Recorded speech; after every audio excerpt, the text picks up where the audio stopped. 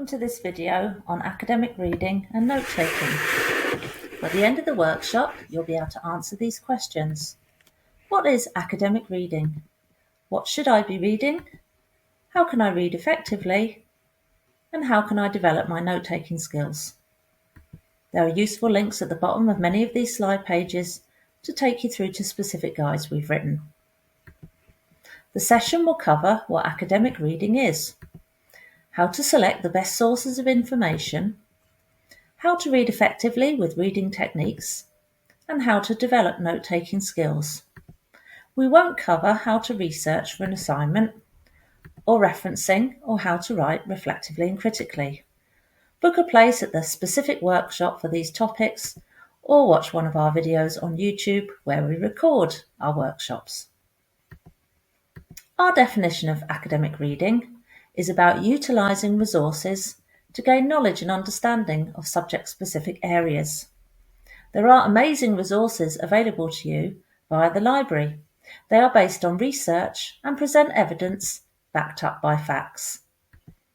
This slide shows you the information cycle, how long it takes from an event to take place to it being published in various sources, from the same day for radio, TV and internet to over a year or more after for books, government reports or reference works. When we think about looking for information, it's a bit like being on the high street. Depending on what you need, you will have to shop in different locations or use different sources. Some specialist information is only accessible via boutique shops, for example, via databases to access journal articles.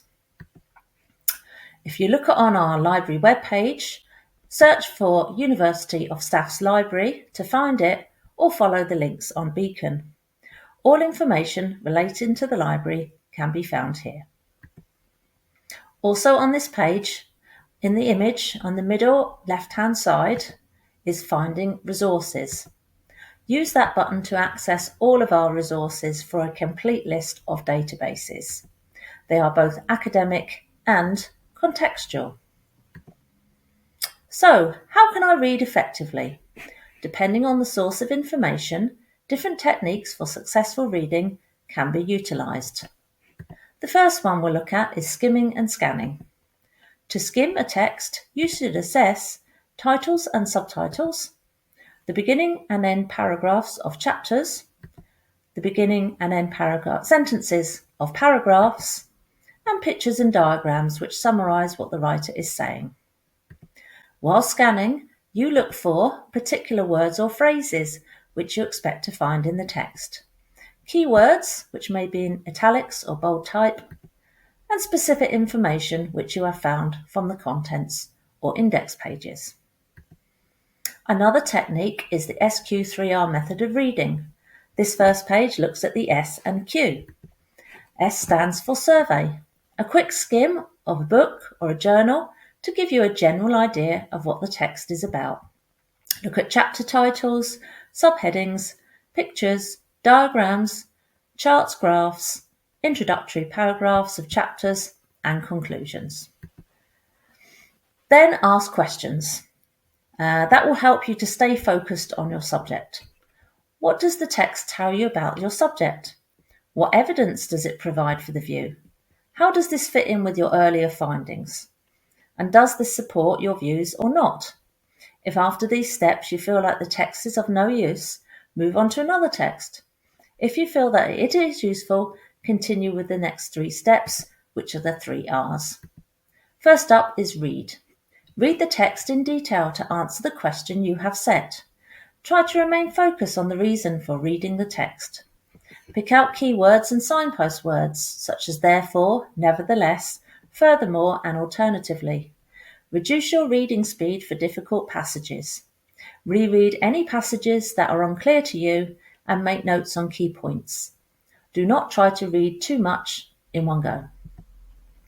Recall the information you have read by either speaking it out aloud or by writing it in your own words. Note any points you feel uncertain about. The suggested recall period is every 20 minutes. Then review. Check what you have recalled with the actual text to ensure that you are accurate. This method engages you in processing the text and not just reading on autopilot, which does little to aid your retention of the material. So to develop your note-taking skills, don't write paragraphs down verbatim or word for word. That is a waste of time. We could just simply read the source that you have. Instead, try reading a chapter or journal article and describe the contents, but also their conclusions, and particularly why it's relevant to your assignment in around about 50 words.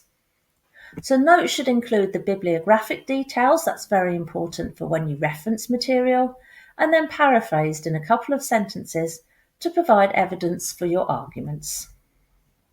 Here are 5 good note-taking in lectures pieces of advice. Number 1, concentrating and actively listening in order to be able to identify the most important information. This can be very much aided by number 2, being organised. Be on time and ready to begin in order to note down any introductory information, such as lecture aims and objectives, or insight as to how it relates to your assessment. Summarising key points in your own words to avoid plagiarism and process the information. Try highlighting, underlining, drawing, or adding diagrams to your notes. Identify the methods that work best for you. And during a lecture, you will have to decide what to record. You will not be able to note down everything. Preparation here is key and will help you to identify crucial and supplementary information rather than focusing on reproducing information you already have in your notes or in notes on Blackboard. Also remember that presentations and sometimes the lectures themselves are available on your Blackboard module page. For academic texts, identify the main topic, look for any supporting themes and authors, make a system to keep track of the information, and then replicate that information. You might use lists, mind maps, bullet points, etc. When looking at an academic textbooks, there's a couple of things in those books that will help you out. The first one is the table of contents. That's typically in the front of the book and lists all the chapters in the book in order. At the back is an index that lists the key terms that are mentioned in the book in alphabetical order with the page numbers where those things are mentioned. Also remember there is a magnifying glass function on ebooks where you can type in a keyword or search term and that will take you directly to that keyword or search term highlighted on a specific page in an ebook. Journal articles have a format as described on the left-hand side. For example, an abstract is a really good way of seeing if the journal article is relevant specifically to your assignment. Keep that in mind specifically when looking at making a note-taking sheet. Use the article headings, and use the note-taking sheet to identify what information is important. Obviously, you will need to revise. We run sessions more on exam preparation, but you might have a physical folder or a digital system. But the important thing with that is just to make sure you're organised so you have details of the references for items that you've read, the main points, their conclusions, and how it's useful for you in your assignment. So the session aims have hopefully been met. You'll know what academic reading is now, what you should be reading, how to read effectively, and how you can develop your note-taking skills. We have many other workshops that you can take part in, and we've also got recordings on our YouTube channel of workshops that we have recorded.